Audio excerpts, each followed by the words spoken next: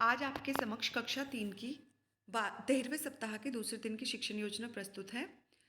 प्रथम कालांश में हम मौखिक भाषा विकास पर कार्य करेंगे और आज हम बच्चों को चित्र पर चर्चा करवाएंगे और उसके बारे में सरल बातचीत करेंगे। लेकिन सबसे पहले हम अपनी कक्षा का सौहार्दपूर्ण वातावरण बनाने के लिए बच्चों को कोई भी स्थानीय कविता पूरे हाव भाव के साथ गाएंगे या कोई भी खेल गतिविधि कराएंगे ताकि बच्चे सहज हो सके।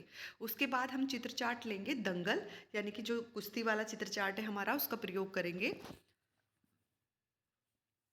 आप बच्चों को एक घेरे में बिठाएंगे और चित्र चार्ट, दंगल या कुश्ती देखने के लिए कहेंगे। फिर आप बच्चों से चित्र चार्ट में दिख रही चीज़ों, घटनाओं, गतिविधियों के बारे में सरल और तथ्यात्मक यानी कि बंद छोर के प्रश्न पूछेंगे।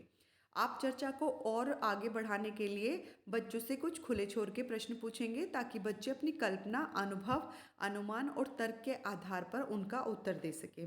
खुले प्रश्न पूछने का उद्देश्य यही होता है कि बच्चों की जो चिंतन कौशल है वो विकसित हो सके।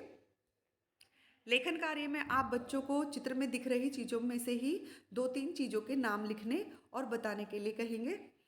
उसके बाद आप ध्यान देंगे कि सभी बच्चे सक्रिय रूप से गतिविधि में प्रतिभाग करें। अगर कोई बच्चा नहीं कर पा रहा है तो आप उनकी पहचान करते हुए उनकी समस्या का समाधान करेंगे। दूसरे कालांश में हम डिकोडिंग पर कार्य करेंगे और आज हम व और ड वर्ण की बच्चों को पहचान करवाएंगे। वर्ण पहचान में हमने जो भी अब तक तरीके अपनाते हैं हम उसी के आधार पर हम बच्चों को उनकी वर्ण की ध्वनि, प्रतीक पहचान और कक्षा में प्रदर्शित सामग्री में से उनको ढूंढना, उनके शब्द जो भी उनकी पहली ध्वनि से बनने वाले शब्द हैं उनको ढूंढना। फिर हम सहज 3 के किसी भी पृष्ठ पर से बच्चों को व और ड वर्ण खोजने के लिए कहेंगे और फिर अलग अलग तरीक़ों से इनका लिखने का अभ्यास करवाएंगे। इसी तरह से ब्लेंडिंग में हमने अब तक जो भी वर्ण और अक्षर बच्चों को सिखाए हैं उनसे मिलकर बनने वाले शब्दों को मिलाकर पढ़ने का अभ्यास करवाएंगे।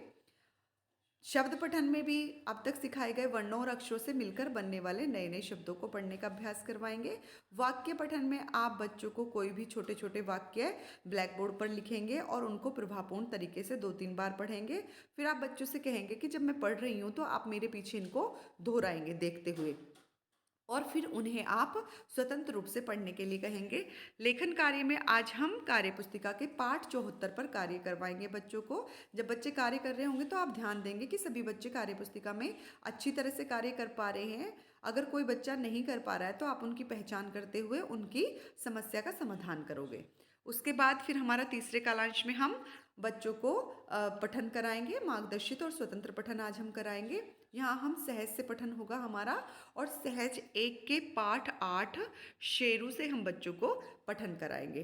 तो पिछले दिन हमने बच्चों को 4 समूह में विभाजित किया था और फिर उनको जोड़ियों में बांटकर उन्हें सहज का पाठ पढ़ने के लिए कहा था। तो आज भी हम इसी तरह से उन्हें पुनः पाठ पढ़ने के लिए कहेंगे।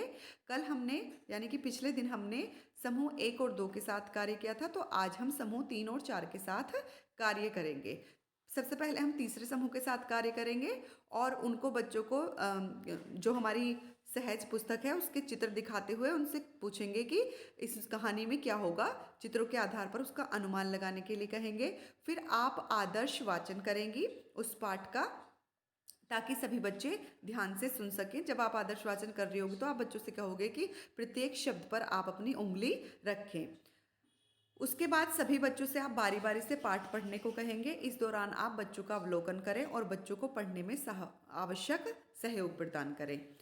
जो भी बच्चे को मार्गदर्शन की आपकी आवश्यकता है वो आप करेंगे। उसके बाद फिर आप बच्चों को स्वतंत्र रूप से पढ़ने के लिए कहेंगे। फिर इसी तरह से चौथे समूह के साथ भी आप यही प्रक्रिया अपनाएंगे। आप यहाँ पर ध्यान देंगे कि सभी बच्चे पठन कर पा रहे हैं, वो पढ़ने के लिए उत्सुक हैं या नहीं। अगर कोई बच्चा नहीं पढ़ पा रहा है तो आप देखेंगे कि उसको क्या समस्या है। उसके बाद फिर जो हमारा दूसरा कालांश था उसमें हमें अपनी कार्यपुस्तिका का पत्रक भरना था, तो वो इस तरह से होगा हमारा व और ड। यहाँ पर वर्णों पर गोला बनाए। यहाँ पर 2 लाइन है व और ड की, तो यहाँ पर जहाँ भी व है वहाँ पर गोला बनाएंगे और जहाँ भी ड है वहाँ ड पर गोला बनाएंगे। यहाँ पर लिखें, ड और व वर्ण को लिखेंगे यहाँ पर। उसके बाद फिर मिलाकर पढ़ें। यहाँ पर ड और व वर्ण का प्रयोग किया गया है तो इनको बच्चे मिलाकर पढ़ेंगे, अलग अलग लिखे हुए हैं, फिर एक साथ मिलाकर इन्हें पढ़ें। फिर यहाँ पर कुछ शब्द दिए गए हैं तो इन शब्दों को बच्चे पढ़ेंगे।